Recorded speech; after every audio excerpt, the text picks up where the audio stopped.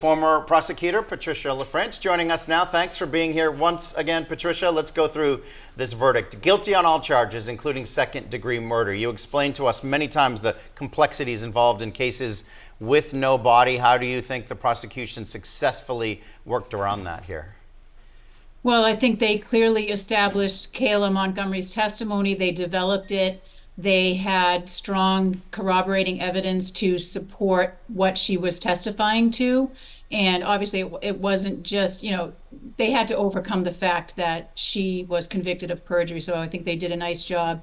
As I said previously, I thought her testimony was very compelling. And clearly the jury believed what she had said about how Harmony Montgomery was killed by Adam Montgomery. And as we know, Adam Montgomery exercised his right not to be in the courtroom for this trial, but that right does not now carry forth to the sentencing, which we're hearing will probably be sometime maybe in early April or so. So will he now be mandated to appear at the sentencing? Yes, I mean, he could very well be, because now he's not just a defendant. He is now a convicted felon, in this matter at least.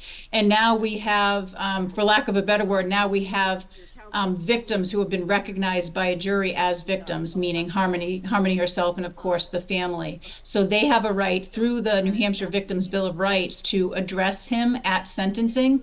So I think, obviously, I've heard previously that the Attorney General's office will be filing motions to make him appear, and I expect they will be citing that statute because, again, they are now recognized by the jury as victims of Adam Montgomery. Patricia, there are still filings attached to this case. Harmony Montgomery's biological mother is seeking to have Harmony officially declared dead and she be named executor of her daughter's estate. What powers would that award Crystal Story?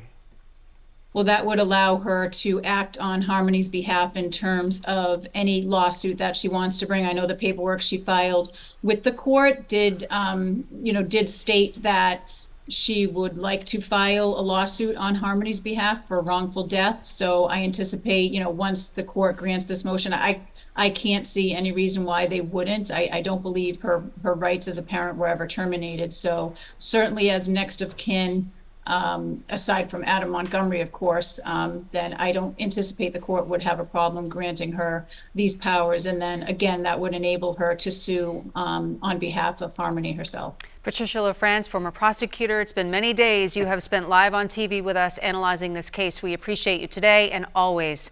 Thank you so much.